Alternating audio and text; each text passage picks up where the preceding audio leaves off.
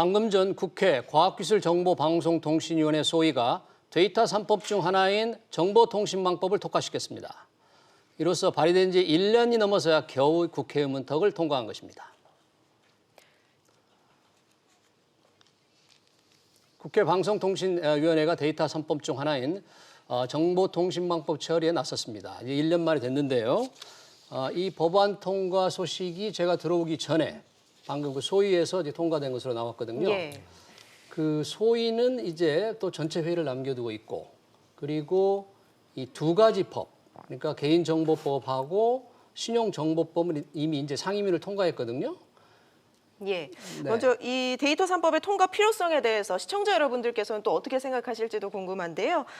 지금의 시점에서 가장 궁금한 점 어떤 점이 있는지 샵 3698번으로 여러분들의 소중한 의견을 보내주시면 실시간으로 방송에 반영해 드리도록 하겠습니다. 오늘 이 시간 함께해 주실 두 분 소개해 드리겠습니다. 조광원 한국데이터 산업협회장, 또 조풍현 한국소프트웨어 ICT 총연합회장 두 분 자리하셨습니다. 어서 오세요. 어서 오십시오.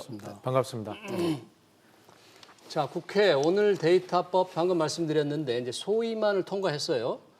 근데 정보통신망법이 소위를 통과했고 나머지 두 개 법안은 상임위원을 이미 통과했거든요. 네, 그렇습니다. 그러니까 조 회장님 보시기에 왜 이렇게 세 가지 법이 하나로 움직여야 되는데 네. 두 개의 법은 이미 통과가 됐고 하나 법은 이제야 그것도 과방위의 소위에서 통과됐거든요. 예. 왜 이렇게 지지부진해지는 거죠? 지금 데이터 경제 활성화를 위해서 그동안 많이 논의됐던 데이터 3법의 골자가 바로 지금 말씀하신 그런 내용하고 일맥상통하는데요. 이 데이터 3법 중에 개인정보보호법 그리고 정보통신망법, 신용정보법 이 세 가지 법안이 결국 개인정보 보호에 관한 여러 가지 법 규제 내용이 행안부 또 금융위 또 어디죠?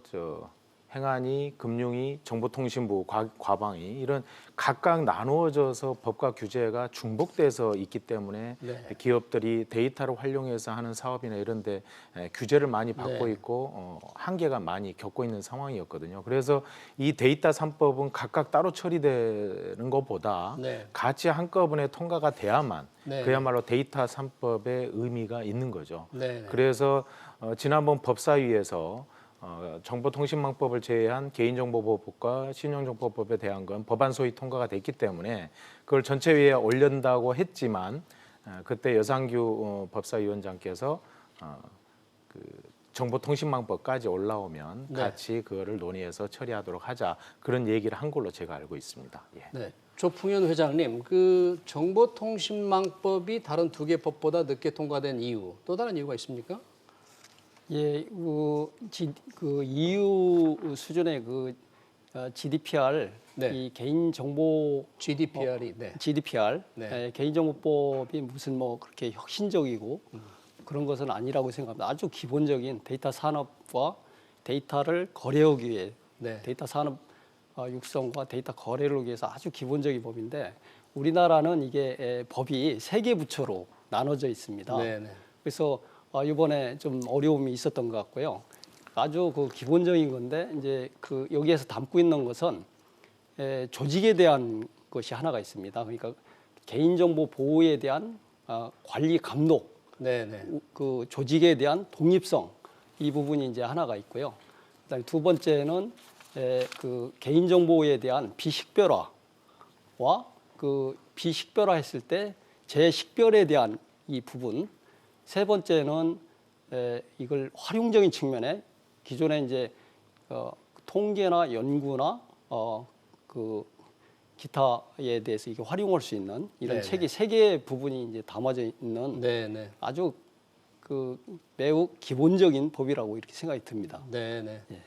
네, 지금 조 회장님, 지금 이제 조풍현 회장님께서 세 개 법안에 조금 설명을 했는데 사실 시청자들한테는 아무래도 이 세 개 법안의 핵심적인 내용, 특징 이런 것들이 좀 궁금하거든요. 예. 좀 간략하게 세 개 법안의 핵심적인 내용을 좀 설명해 주시면 어떨까요? 예, 조금 전에 우리 소프트 ICT 총연합회 조풍현 회장님께서 표현을 하셨습니다만 실제 정보통신망법에 담긴 내용은 쉽게 얘기하면 그걸 개인정보 보호에 관한 관리 감독을 전담하는 부서를 어디로 할 거냐 네, 하는 네. 부분에 대한 게 그 핵심입니다. 그래서 네. 정보통신망법보다는 오히려 개인정보 보호에 관련된 부분에 모든 국민들이 걱정을 하고 계시고 그래서 개인정보를 어떻게 하면 잘 활용해서 데이터를 산업에 연결해서 할 수 있느냐 하는 게 핵심이기 때문에 그 개인정보 유출이나 개인정보에 대한 그런 위해 사례를 침해하지 않고도 할 수 있는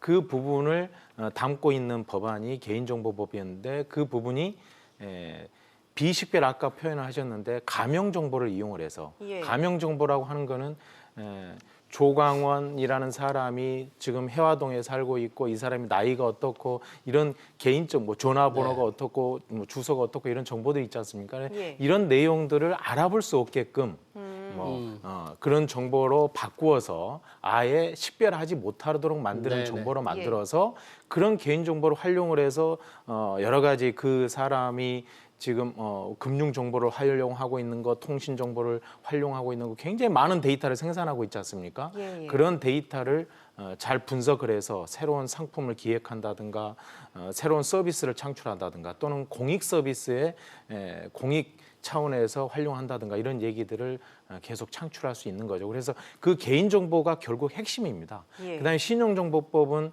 결국 그러한 개인정보를 금융 그 요즘 핀테크라는 얘기를 많이 하는데 금융 쪽에서도 그런 데이터를 일일이 다 동의하지 않고서도 데이터를 이동할 수 있도록 데이터 이동권을 보장하는 거거든요. 그래서 예.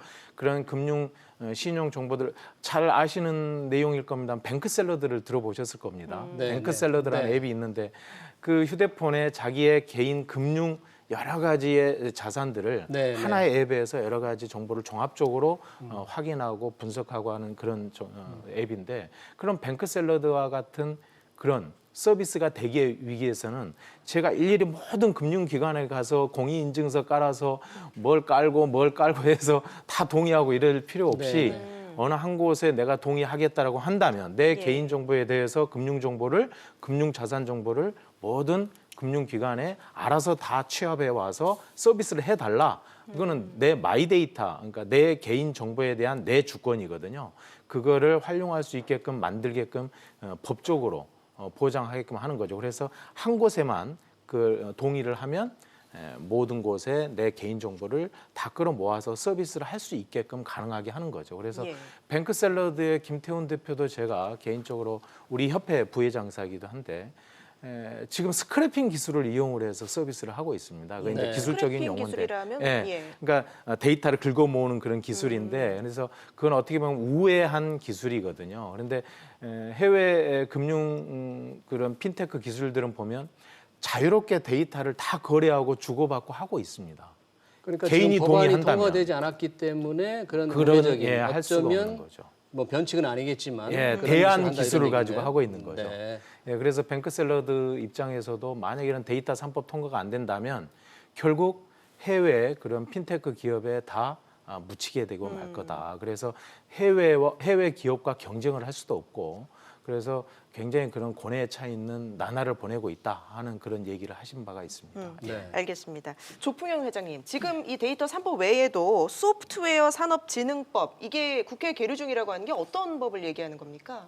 이제 그 좀 간단히 좀 전에 설명드려야 할 게 예.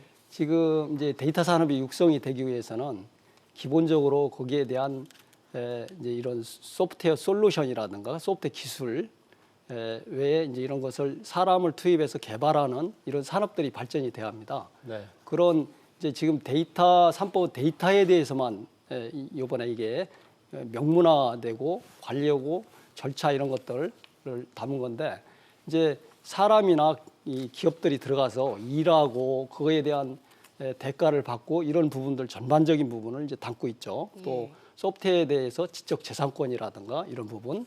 그래서 이제 그런 부분들이 이제 소프트웨어 산업진흥법이라고 해서 거기에 약 3년 동안 연구를 해서 작년 11월에 이것도 그 정부가 입법 발의를 했습니다. 데이터 3법도 작년 11월에 제출이 됐죠. 예. 네. 그래가지고 입법 발의 했는데 정부가 발의한 법입니다. 네, 그래서 네. 이건 이미 기업계나 정부와 또는 입법기관과 충분히 그 조율해서 올라온 법 내용을 담고 네, 있습니다. 네. 한 6장 정도로 해서 많은 양들이 담고 있는데 그 중에서 가장 이제 핵심적인 것들이 이제 소프트웨어를 국가기관이나 민간 기관에다 갖다가 개발해서 공급을 했을 때 이 부분에 대해서 지적재산권을 보장을 해주고 반입이나 반출을 해야 소프트웨어에 대한 재활용성을 높일 수가 있는데 네. 이런 부분들이 이제 제대로 개정이 안 됨으로 네. 인해서 어려움에 이제 지금 가지고 있죠. 네, 또 네, 두 네. 번째는 이 소프트웨어에 대한 것은 이제 대가라는 부분이 있는데 네, 네. 이 기술자가 들어가서 개발한 대가 이 부분이 있고 또 한 가지는 이런 이제 개발하지 않고 이미 잘 만들어 놓은 소프트웨어들 라이센스를 가지고 있는 이런 소프트웨어들을 공급원은 그 대가를 받는 이 두 가지적인 측면이 있습니다. 그래서 이것을 네, 네. 묶어서 네. 발주를 내고 있죠. 네네. 저 소프트웨어 산업진흥법도 관심이고 사실 오늘의 가장 큰 관심은 역시 데이터 3법인데 이 데이터 3법에 아까 그 말씀을 하셨지만 토스를 운영하는 리퍼블리카 대표도 역시 그 상당히 불만이 많더라고요. 네, 그러니까 데이터 그렇습니다. 3법이 다 통과되고 나면 예. 우리 국민들 이게 어떤 피부에 어떤 변화가 생길 것인지 사례를 들어서 한번 구체적으로 좀 말씀해 주시면 어떨까요? 예. 그 사례라고 하면은 굉장히 많죠. 굉장히 네. 많은데 일단 개인적으로 얻을 수 있는 그 효과는 저는 의료에서도 굉장히 많을 거라고 생각하고요. 쉽게 제가 네. 병원 진료를 A 병원 대학병원에서 뭐 MRI를 찍고 병원에서 진료받고 했던 게 또 다른 병원에 가서 또 예. 병원에서 처방받은 걸 또 약을 처방받기도 하고 네. 이런 모든 것들이 개인 정보라는 그 규제 네. 그걸로 인해서 모든 게 다 활용하는 게 막혀 있습니다. 네. 그래서 그런 개인이 만들어내는 그런 데이터는 내 데이터인데 내 데이터를 그렇게 활용을 해서 만약에 신약을 개발한다든가 뭐 여러 가지 새로운 의료 관련된 새로운 기술을 더 개발한다든가 하는데도 굉장히 많이 도움이 될 수도 있고 네.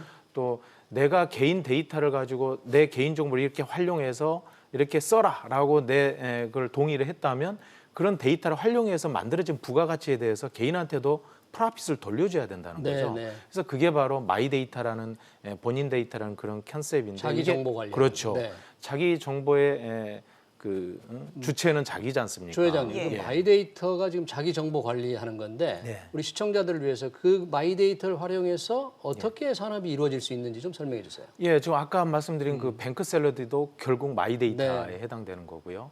또 의료 쪽에 제가 아픈 뭐 그런 병원 진료뿐만 아니라 또 통신 데이터, 또 보험에 가입된 데이터, 굉장히 내 개인에 대한 내 휴대폰 하나만 이렇게 하더라도 요즘 검찰에 압수수색 하면 휴대폰부터 가져가지 않습니까? 네. 거기에 내 모든 정보들이 담겨 있고 거기에 만들어진 데이터들은 어마어마한 부가가치를 가지고 있는 정보입니다. 그걸 가지고 만들어낸 서비스들은 어마어마하게 많죠. 얘를 다 드리기에 어려울 마이 정도로. 데이터라는 게 예. 뭐 애플리케이션 아닙니다. 내 데이터입니다. 내 데이터가 예. 휴대폰에도 만들어져 있고 내 데이터가 어떤 금융기관이나 이런 데도 남겨져 그러니까 있고. 이제 그 산업이 만약에 이 데이터 3법이 통과돼서 마이데이터 산업이 좀 활짝 열린다면 네. 금융회사들이 개인의 정보를 다양하게 조합해서 예. 새로운 금융 상품을 만들어낼 더 수 있다. 만들어낼 뭐 수 그런 있죠. 얘기가 되겠네요. 맞습니다. 그 네, 금융뿐만 아니라 통신과 금융을 결합할 수도 있고 네, 네. 또 위치 기반 데이터하고 같이 엮어서 예를 들어서 내가 보험을 가입했는데 SK텔레콤하고도 같이 엮이면 차를 운전하고 가다가 갑자기 사고가 났어요. 네, 네. 근데 통신이 갑자기 끊겼다 이거죠. 네. 근데 보험회사가 연결이 돼 있다면 이 사람은 사고 난 것 같으니 바로 보험회사에 연락이 해서 이 사람 빨리 긴급 군환 서비스를 연결한다든가 그것도 가능할 것이고. 근데 예. 또 반면 다른 측면에서는 개인정보에 해당되는 부분이 때 민감한 부분이죠. 네. 그래서 마이데이터에 대한 걸 가지고 이제 그러니까 아주 안 좋은 악영향적으로 본다면 한없이 부정적으로 볼 수도 있고요. 예. 긍정적인 면으로 본다면 한없이 긍정적으로 볼 수 있습니다. 그래서 지금 전 세계가 그동안 ICT 기술이 세상을 자동화하고 빠르게 효율화하는 쪽으로 많이 ICT 기술이 발전했지 않습니까? 이제는 지금 현재는 얼마나 인간과 인류와 세상을 잘 이해하느냐가 결국 ICT의 파워입니다. 그래서 아마존, 페이스북, 구글 이런 데에서는 이 세상 사람들이 어디에 관심이 있고 뭘 선호하고 있고 어떤 얘기들이 화제가 되고 있고 하는 것들을 다 캐치하고 있죠. 그게 데이터를 통해서 만들어내는 거거든요. 그래서 예, 그런 방금- 것들은 어마어마한 부가가치가 있다고 봅니다. 예, 네. 말씀해주신 것처럼 뭐 IT뿐 아니라 금융, 뭐 의료 여러 가지로 이제 부가가치가 있을 예. 것으로 예상이 되는데요. 하지만 이제 우려의 시선이 있는 것도 사실입니다. 말씀하신 뭐 맞습니다. 사생활 침해라든지 개인정보 유출이라든지 이런 부분에 대해서는 어떻게 보시나요? 그 이제 우리나라 그 공공 데이터 개방이 한 2만 4천 건 정도가 지금 진행이 되고 있고 네. 미국이 24만 건 정도를 하고 있다. 약 한 10배 차이가 나는 것 같은데 그래서 그 최근에 그 지휘원님이 네. 공공 데이터를 개방하려고 그러면 개인의 정보를 허락을 받아야 한다라는 걸 수정해서 이번에 통과가 된 걸로 알고 있는데 이것은 좀 약간은 이제 죄송스럽지만 후퇴된 것이 아니냐 이런 생각이 듭니다. 네. 공공 데이터를 적극적으로 활성화되기 위해서는 그 개인 정보를 철저하게 네. 그 재결합을 했을 때의 문제점 아까 그러니까 금융 데이터나 그 또는 그 금융의 카드 데이터나 또는 통신 데이터와 결합 그 가명 정보가 결합이 됐을 때 또는 이제 예를 들면 차량 번호가 차량을 관리하는 다른 기관에 있는 데이터 차량 정보 가명화돼서 다른 데이터와 결합이 됐을 때 개인 정보가 유출이 될 수 있다. 네네. 이거에 대한 문제입니다. 네네. 그 부분은 좀 더 그 관리의 절차라든가 예. 또는 기술, 암호화 기술이라든가 예. 네. 그 시스템의 투명성 이런 것들에 이제 좀 더 시행을 하면서 저는 보강해내야 한다라고 보고 사실 그래서 지금 예. 법안 통과가 늦어진 거 아니겠어요? 그렇습니다. 가명 정보의 경우에 그 정보 주체의 동의 없이 사용할 수도 있다 이런 문제가 있는데 예. 지금 비식별 조 회장님 비식별 정보를 쓴다고 하는데 제가 예전에 보니까 그 넷플릭스가 얼마 전에 예. 그 이용자들의 추천 시스템을 효율적으로 하기 위해서 한 50만 명의 이용권을 이제 비식별 정보를 만들었거든요. 예. 그런데 텍사스대 연구팀에서 그 넷플릭스의 비식별 자료하고 예. 자기들의 영화 온라인 사이트 한 곳에 있는 자료를 묶어가지고 예. 식별해낸 거예요. 그러니까 예. 이제 재식별 일이 일어난 겁니다. 네. 한마디로 개인 정보가 나온 거죠, 유출된 예, 거죠. 예. 이런 걱정도 우리 국민들이 많아요. 이 부분을 예. 데이터 3법이 통과되더라도 예. 뭔가 좀 더 강화된 조치가 필요하지 않나. 예, 그거는 반드시 짚어야 될 문제고요. 데이터 3법이 통과되는 거는 어떻게 보면 사회적인 합의이고 우리 데이터를 활용해서 전 세계 경제의 흐름 그리고 전 세계 미래 부가가치를 창출하는 데는 결국 데이터를 활용해서 비즈니스 창출하는 어떤 그 공감대 여기에 대한 합의를 출발하기 위한 첫 번째 단추가 저는 데이터 3법 통과이고요. 네. 지금 말씀하신 것처럼 그런 추진을 하면서 부작용들이 충분히 예견되는 것들이 많이 있습니다. 아까 넷플릭스 사례를 얘기했는데 그 외에도 오래전부터 이걸 가명화하든 비식별화하든 그런 데이터를 다시 조합을 하면 재식별할 수 있는 기술이 있을 수 있죠. 오늘 시민단체들도 계속 항의를 하더라고요. 맞습니다. 네. 예. 근데 그런 경우가 있다 할지라도 우리가 비행기 폭발하면 어마어마한 인명사고가 납니다. 그래도 비행기를 타는 이유가 있지 않습니까? 네. 빠르게 갈 수 있고 편리하고 또 시대의 흐름에 뒤처지지 않기 위해서 그러는 건데 그런 거는 엄한 그런 시행령이나 규정을 통해서 엄벌에 처하게끔 하는 그런 제도적인 뒷받침이 바로 따라야 될 것이고요. 그래서 그런 기술적인 보완뿐만 아니라 법적 제도적인 후속 대책이라든가 이런 게 뒤따라야 된다고 생각합니다. 네. 조 회장님, 지금 그런 대책이 필요한데 그것 때문에 우리가 굉장히 늦었잖아요. 혹시 해외는 지금 중국 같은 경우 굉장히 빨리 앞서가는데 미국, 일본 어느 정도 우리보다 앞서가고 있는지 상황을 좀 설명해 줄 수 있겠습니까? 지금 제가 알기로는 데이터 거래소가 네. 4천 개가 지금 넘고 미국이 한 650개, EU가 915개 해서 데이터 거래 시장이 미국만 했을 때 한 150조를 지금 목표를 하고 있다라고 봐요. 네. 그렇기 때문에 이 데이터 거래에 대한 이 시장, 특히 마이데이터 개인 주권 시대를 만들기 위한 마이데이터 거래 시장에 대한 활성화는 필수적이라고 저는 보고요. 이게 이제 우리가 옛말로 구더기가 무서워서 장을 못 담는 그런 격이 되면 안 될 거로 저는 생각이 들고 네. 지금 이제 저는 한 말씀 더 드리고 싶으면 데이터 산업 시장이 우리나라 한 15조 정도 되고 세계적으로 1.7 1조 7천억 달러 정도가 됩니다. 그래서 우리가 15조를 분석을 해보면 한 네. 1.8조는 이런 기술 시장입니다. 네. 아까 같은 소프트웨어나 이런 기술 시장. 그다음에 한 6.2조는 이런 거 구축해주고 사람이 들어가서 구축해주는 그런 시장이고 나머지 7조가 이런 그 데이터 거래 시장입니다. 데이터 서비스하고 거래하는 시장. 그 데이터 거래나 서비스도 지금 데이터 3법에서 중요해서 그런 투명성과 이런 것을 해나갈 필요가 있는 거고요. 거기에 수반되는 이런 그 소프트웨어 진흥법, 이게 패키징이 돼야 하는데 소프트웨어 산업 진흥법 이런 것들이 데이터 산업과 연관을 시켜서 해줘야만 네. 이런 기술 시장과 솔루션 시장이라고 얘기할 수 있는데 구축 시장 이런 것들이 원활하게 들어와서 예. 데이터 산업이 진작이 될 예. 거라고 생각이 듭니다. 알겠습니다. 오늘 이제 정보통신망법까지 이제 상임위 법안 소위를 통과하면서 이제 데이터 3법에 국회 통과에 청신호가 켜졌다 이런 얘기들이 나오고 있는데요. 근데 앞서 이제 뭐 개인정보 유출이라든지 이런 우려를 최소화하면서 이 제도가 좀 안착될 수 있기 위해서는 좀 어떤 게 필요하다고 보십니까? 마지막으로 두 분 말씀해 주시죠. 예.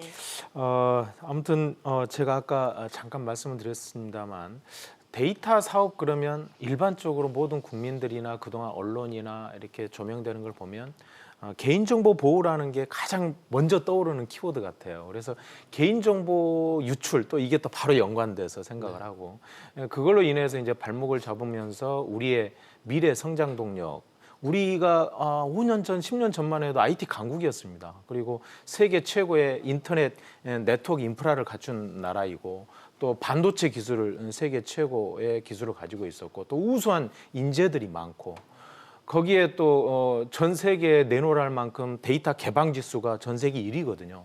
여기에 법과 제도가 뒷받침이 안 돼서 후손들에게 정말 창피한 일을 창피한 업보를 남기면 안 된다. 저는 이렇게 보고요. 그래서 그런 차원에서 반드시 꼭 통과를 시키고 그 다음 일을 고려해야 된다고 알겠습니다. 봅니다. 저희가 시간 관계상 간단하게만 부탁드리겠습니다. 예, 뭐 우리 조 회장님 말씀하셨으니까 이제 데이터 산업 중에 가장 중요한 게 인력도 또 중요하다고 봅니다. 현재 우리나라 인력 여기 이제 2023년까지 한 2만 2천 명이 데이터 기술자들이 필요한 걸로 이렇게 예측을 하고 있는데 앞으로 10년에 한 그 10만 명 양성할 수 있는 데이터 그 인재 육성에 적극적으로 노력할 필요가 있다고 봅니다. 네, 조풍 회장님 감사합니다. 두 분 고맙습니다. 네, 감사합니다.